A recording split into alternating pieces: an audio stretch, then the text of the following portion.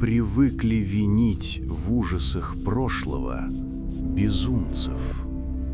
Но что, если я скажу вам, что за каждым костром стоял бухгалтер? Сегодня мы соберем пазл целиком.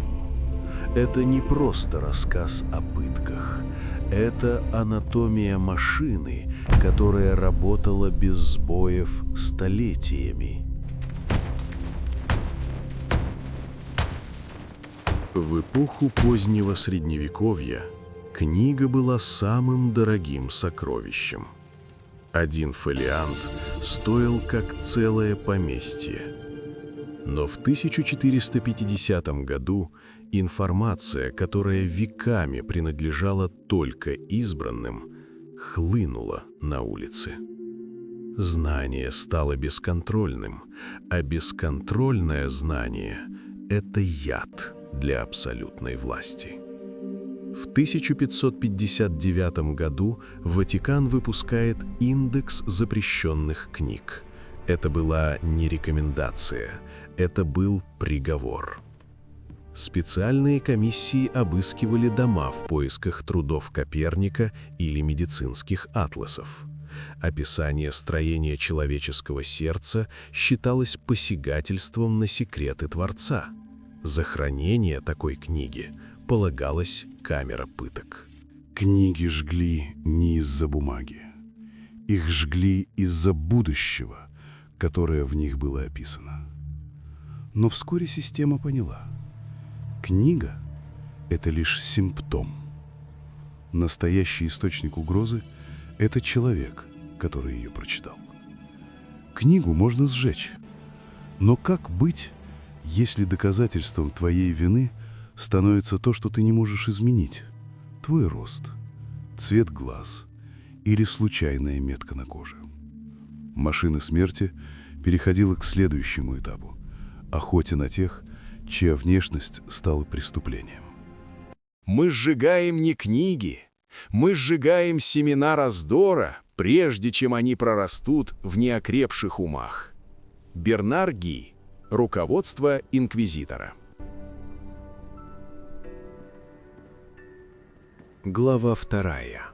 Представьте мир, где ваше зеркало – ваш главный враг.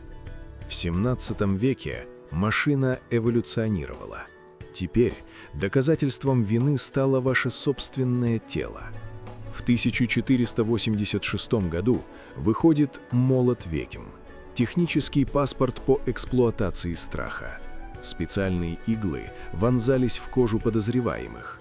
Если в месте укола не шла кровь или человек не чувствовал боли, приговор был окончательным. Биология превратилась в судебную улику. Ослепительная красота считалась дьявольским соблазном. Уродство – его подписью. Тело перестало принадлежать человеку. Оно стало собственностью трибунала. Но даже если ваша кожа была чиста, у машины оставался последний аргумент. Внешность была лишь поводом, чтобы затащить вас в подвал, где инженерный гений системы раскрывался в полную силу. Пришло время увидеть 3 наказания, созданные не для того, чтобы убить, а для того, чтобы заставить вас проклясть день своего рождения. Ибо на теле ее была найдена печать, холодная как лед, в которую игла входила без боли и крови. Глава 3.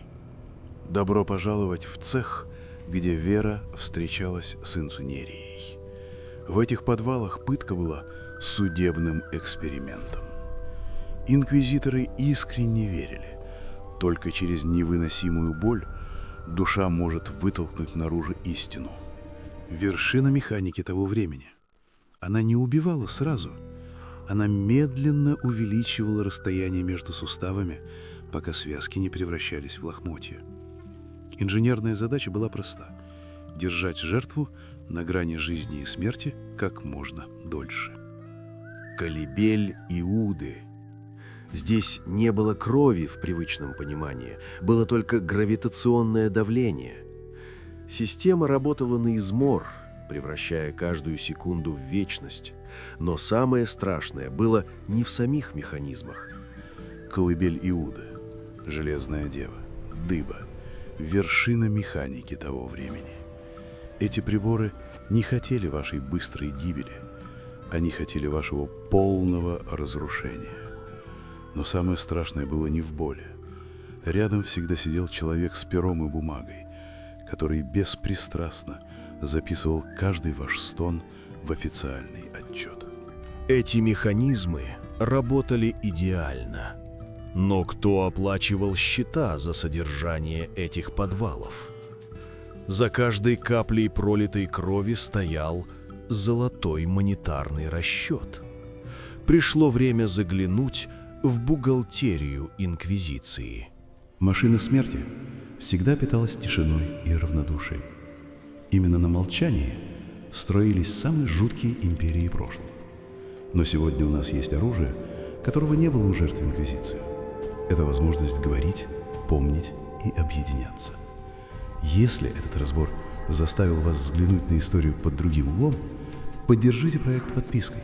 Это единственный способ помочь тайным историям выживать в эпоху новых цифровых алгоритмов, которые тоже не любят лишней правды.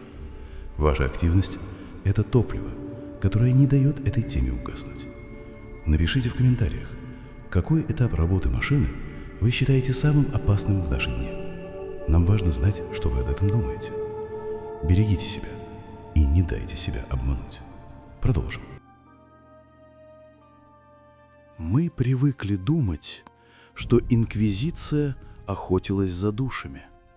Но если вы заглянете в архивы, вы увидите долговые расписки. Быть богатым в это время было почти так же опасно, как быть ученым. Ересь стала самым прибыльным поводом для конфискации. Земля, золото, милосердие. За деньги можно было купить право на быструю смерть. Вера превратилась в огромный ломбард, где залогом была человеческая жизнь. Кровь остывала, пепел развеивался, но золото оставалось в казне. Эта система была слишком прибыльной, чтобы остановиться.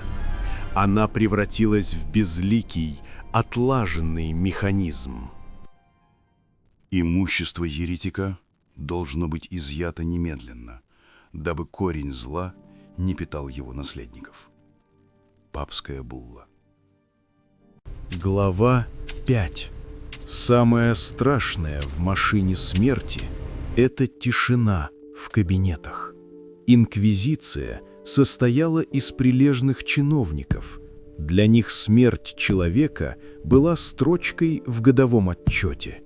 Система научила людей самому опасному навыку в истории – убивать, не чувствуя ненависти. Это был конвейер. Пока один клерк выписывал ордер, другой уже готовил смету на дрова. Машина больше не нуждалась в Боге, ей было достаточно собственных инструкций. Машина смерти не исчезла. Она просто сменила декорации. Мы до сих пор слышим ее эхо в цензуре и алгоритмах контроля. История запрещенных книг – это предупреждение о том, как легко человечество превращает страх в индустрию. Сегодня мы собрали этот пазл целиком. Но остановилась ли эта машина на самом деле? Напишите в комментариях, какой из этапов этого конвейера кажется вам самым жутким сегодня. Это были тайны истории. Не дайте себя обмануть.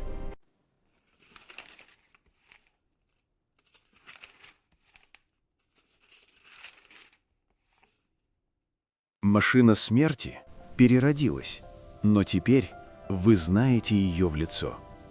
Напишите в комментариях, какой этап машины вы считаете самым опасным в наши дни.